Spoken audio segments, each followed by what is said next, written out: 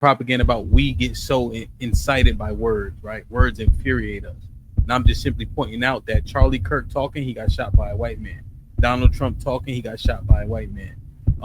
All these schools getting shot up, they being shot up by white men, right? I'm just saying that Yeah. Americans don't like, you can't just say anything to Americans. I think it's more cultural than just black people. Marcus, have you noticed that when you pull the ages of a lot of these people, remember that the national stat is now that Gen Z is the first generation that is making less than their parents since. I think I'm just giving credence to what you were saying.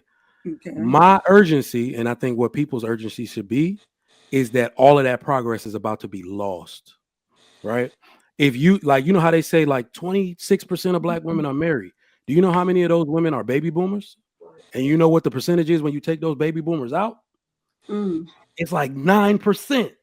So it's like that is where the base, the power economic base of the black community currently stands. That's where it comes from. These boomers are dying. If you a millennial, your parents are most likely boomers, right? So that's I don't even have to do the math. These people got disability. They went to wars. They got full VA stuff. Their kids is on GI Bill. That is where all of this economic progress comes from. Yeah. And if the black family is destabilized right now, and if millennials and Gen Z don't get it together to start recreating that engine, all that progress will be gone. That's my argument. Do you So know I that? would never fight against us needing to do more. My issue is the framing and narratives. I'm gonna let him go, and then we can pop going it again because he's been waiting for a minute. No, Okay. it's right on par.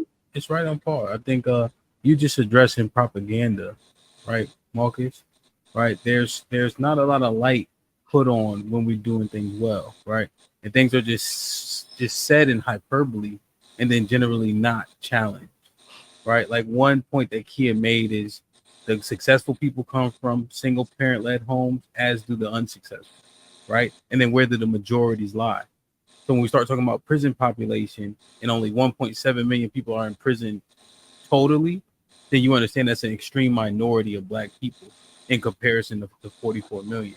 But we often don't kind of bring brevity and real understanding when we kind of saying what's bad, what's bad, what's bad. And if we don't dive into the negative statistics to see if they actually hold weight and merit.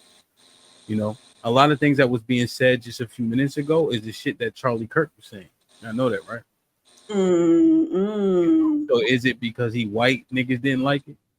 Because what is being said is what he said. One thing I wanted to ask too, I think it's a kid, maybe the both kind of. Are we allowed to compartmentalize what he said? So, like, if he's talking about the family and how the families are broken and etc., right? I would generally agree. If he's anti-abortion, I would agree, right? Am I able to compartmentalize that from him being a racist, or because he's a racist, do I got to throw everything he says away? No, I don't think ideas exist in a vacuum, right? Like, there's a quote that says, "A broken clock is right twice a day," and we know that we love Martin Luther King, but a lot of black people have some issues with reviewing his politics, and they felt that maybe he was a little too complacent. There are people that have. I mean, it's. I don't see anything wrong with. That's the answer. I understand. Yeah, I don't think ideas exist in a vacuum. Like, it's completely fine to say, like, okay, well, this person was right about this. Like Dr. Umar, I think he's extremely inflammatory and provocative, and I think that we should mute his mic and that we should not listen to this disgusting scammer. However, he said some things that I can agree with. What did you agree with that Charlie Kirk said? I said Dr. Umar. Now, Charlie Kirk, something that I agreed with what he said. So that's a good one. That Jesus is the way, the truth, and the life. I agree. Okay. What about? I mean, go ahead. I agree with his gun rights position. I agree with his LGBTQ position. I agree with his family position. I agree with the vast majority of shit, huh? Yeah, except besides the negative shit of black people stuff. Besides the stuff about us needing to be in slavery and honoring that, and that the only way we're gonna do something is when we in bondage, and that Oh, that black men. This is that stochastic terrorism I was talking about. He said in 2023 that black men were hunting for white people to brutalize them. If I might be getting the quote off, but he was saying that there are groups of black men out hunting white people to brutalize them. Like that's inciting things towards that up. Is he talking about like during the riots and all that type of stuff back then in 2020? Whenever he believes in the Great Erasure. So the Great Erasure is this theory that if enough white women are pregnant by the year 2030, then the white race is going to be eradicated. And he was in large support of that. Exactly. So he cares about keeping white people, like keeping white people alive. Not necessarily alive, but dominant. Yeah, supreme. So Marcus, that's important to stay right there. There were a couple things. Another thing that was propaganda, right? I know True. Oh, go ahead, JR. No, I'm good. Go ahead. Okay. I think True said it mostly. I think Mike may have said it also about words and being incendiary to it. But this was a white man that shot Kirk. Right? Based on who the picture they showed, at least, right? I deduced that he's white, right? Allegedly. Right? Correct. Yeah. I see the white dude. Didn't they? Whoever shot President Trump with the pellet gun? He was white. Correct. He was white, right? Yeah. So you know what I mean. And obviously we can see him. Thank you, Jay. I don't know if he's white, right? But I'm assuming he might be Hispanic. I'm looking at white people act a fool when you say the wrong thing to them.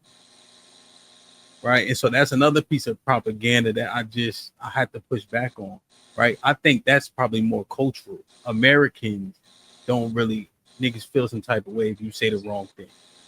You know, but that's always propagandized against us when we start talking about the word nigger.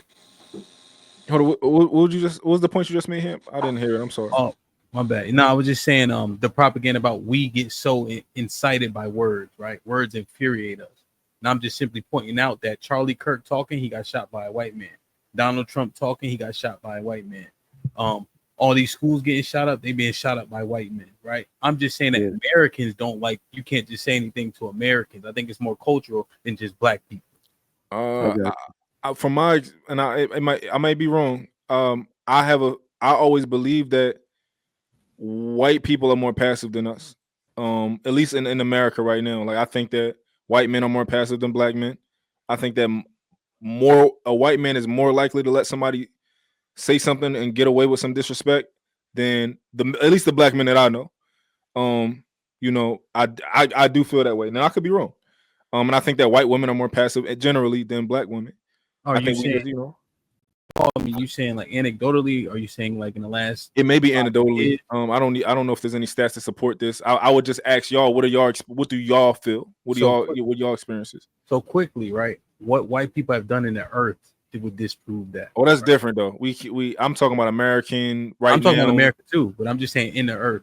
That's how I'd be saying it. But in the earth, they have done the most diabolical shit, right? So it's very hard to put violence past them and put it on someone else. I think that you have a point, and I saw this, right? Because I lived in DC from 2019 to 2012 to 2023. The George Floyd era, as I call it, white people was kind of on eggshell. I agree with that. Like, when everybody had the Black Lives Matter shirts and all that, like they was really kind of timid. You know what I mean? What I speculate is now we're gonna go under a different era. Maybe I call it the Charlie Kirk era, where the white people.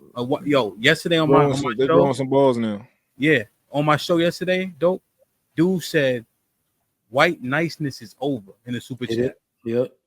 White niceness is over. He said, "Get ready for like slavery." Somebody might say it, but something crazy in the super chat like that. And that's my biggest concern for me. So I think you're right in an acute time period, but overall I would say no, and I think it's gonna flip now. I think the average black man is just like we don't have that filter where it's like, yo, I can't say something. Like what? Get the fuck out of like you can't tell me what to say when it's a lot of white folk who will cower and not say what they want to say because of they're afraid of backlash. But typically to us, it was a long time before we started being like, oh, I probably shouldn't say this about gay people. And we probably still not like that as black men. We probably still gonna say what the fuck we want to say. you know. But I'm just throwing that out. And that's what they saying is over, dope. So, They like, so, we gonna say what we gonna say now. I'm Let me Charlie Kirk show May 19th, 2023, happening all the time in urban America. Prowling blacks go around for fun to target white people. That's a fact. It's happening more and more.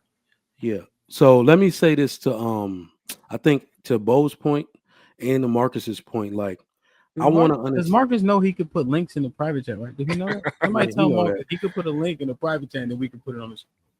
He be Like, showing us like his if grandpa. you grew up around some white people and like you kind of see them, especially those of us that have been around the world, I kind of understand what they doing, especially Charlie Kirk with that type of rhetoric.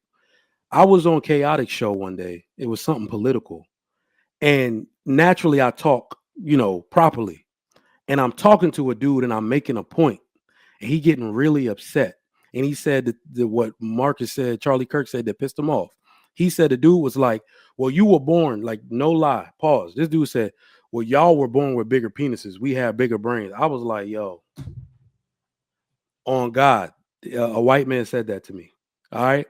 And that really put a lot into perspective about smart black men, right? If a black man and a white man are going through struggle, they feel differently about it because a white man feels like it's not supposed to be happening to him. So alternatively, if a black man like me makes way more money than a white man, and my house is bigger than a white man, and the car I drive is better than a white man, he's also going to feel intimidated about that. And that's the way I interpret these behaviors. That's why I just let them pass. I don't look at it just like he racist. I look at it like he jealous, right? So it's and I'm gonna be 100 with you. I don't expect any different behavior. How anybody supposed to behave when you taking a spot? They see themselves getting replaced by numbers by the Hispanics. You see what I'm saying? So we can expect a lot of this type of pushback. They just being frantic because they losing a spot. Every problem that we think the white man has with the black man, he actually got with his own woman. We think these laws they trying to change is about us. They trying to put the white woman in check because they not having their babies no more. They killing their babies. That's why they changing those laws like that. But the Hispanics having babies. You see what I'm saying? So now that's the way I see it, though.